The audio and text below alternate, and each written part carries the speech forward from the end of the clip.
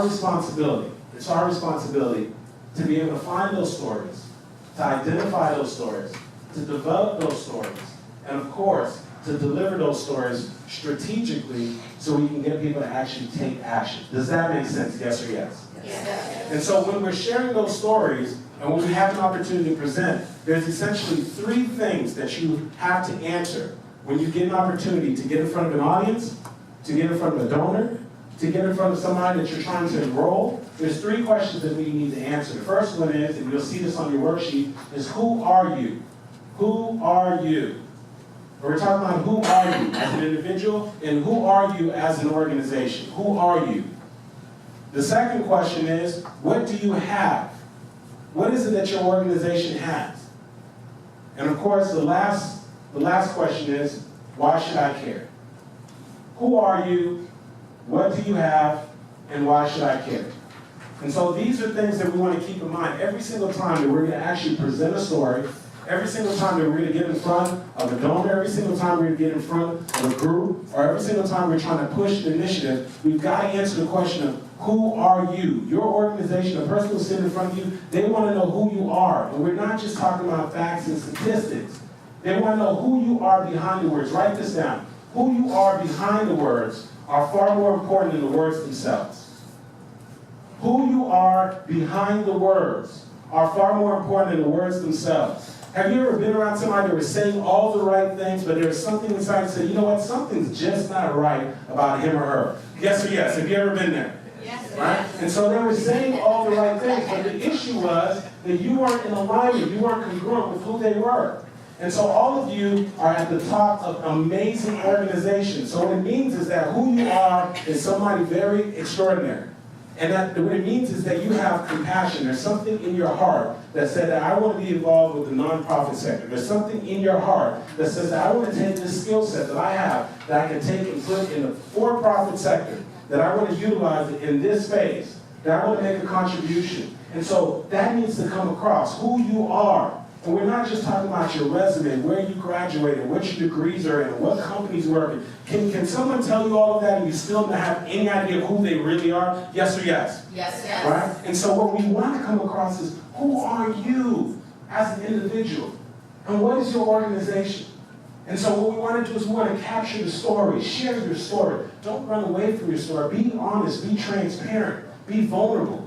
Because that's what's going to allow you to connect, especially when somebody has sat in front of 5, 6 other people who's also presenting to them. Have you ever had someone sit across from you and they gave you a presentation and you weren't 100% sure what they're explaining, but you just really liked them and so you said, listen, I'm in. Yes or yes? Anybody ever been there? Right? Because there's something about them. And so that's why when we're having the opportunity to present, we've got to answer that question. Who are you? Think about that question. And think about, what's a story that I can share that's going to allow me to convey that? What's a story that I can share that's going to allow me to, of course, relate? Because you've got to, of course, know who the audience is. And so if you notice, as I started today, yes, I gave you a bio, but I told you a little bit of essence of who I am, right? So I'm not leaving you wondering, how does this guy go from being a CPA to being a speaker? And so I shared a part of the story. That's a part of how I tell you, who am I? So who are you? The other thing is, what do you have? How many of you understand this, that whether we want to admit it or not, you know who the number one person on everybody's mind is? Who do you think the number one person on your mind is? It's yourself.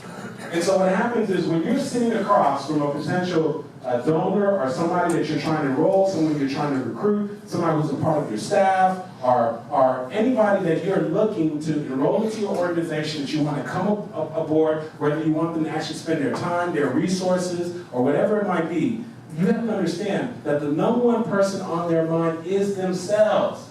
So the question that they're saying is, what do you have? And so what it means is that everybody is really tuned in to the exact same radio station. And that radio station is WIIFM.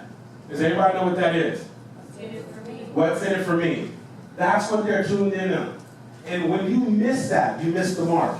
And so every time you have an opportunity to share the story, somewhere in the story, you've got to embed in the story what's in it for them. What's in it for you? Why is it that you should actually spend the time to come out and volunteer? Why is it that you should actually stroke this check? Why is it that you should make this phone call and put me in contact with this particular individual? Why is it that you should actually be an advocate on behalf of our organization? Why is it that you should allow me to get in front of all of your employees to talk about what it is that we were doing? Why is it that you should actually be a part of our board? And so we've got to be thinking about that. Of course, number one, who are you? The other thing is, what do you have? What do you have? And the other part is, of course, the person's asking, why should I care? Why should I care? Why should I care about coming out and contributing? Why should I care about stroking you a check? I mean, you're not the only nonprofit organization. Why should I care about what's going on in the inner city? Why should I care about what's going on with women who have suffered from abuse? Why should I care about people who can't afford to have legal aid? Why? Honestly, why should I care about people who have limited resources actually going to college? Why should I care about the homeless? Why should I care?